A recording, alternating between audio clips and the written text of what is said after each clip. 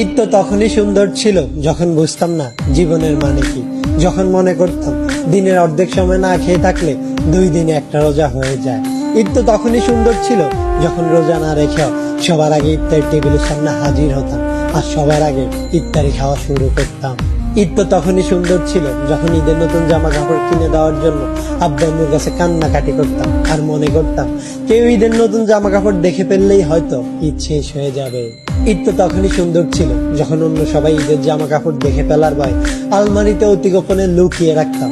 ঈদ তো তখনই সুন্দর ছিল যখন ঈদের দিন সবার পা ধরে সালাম দিতাম আর সালামের জন্য দাঁড়িয়ে থাকতাম।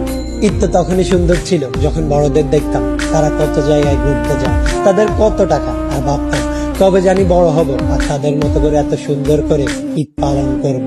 হ্যাঁ, আজ বড় হয়েছে ঠিকই, পকেট ভর্তি আছে অনেক টাকা, ঈদ আজ ঠিকই আছে, কিন্তু হারিয়ে গেছে ছোটবেলায় কাটানো ঈদের সেই আনন্দময় মুহূর্তগুলো। সত্যি অনেক বেশি মিস করি ছোটবেলায় কাটানো ঈদটাকে, যেটা চাইলে কখনো ফিরে পাওয়া সম্ভব নয়।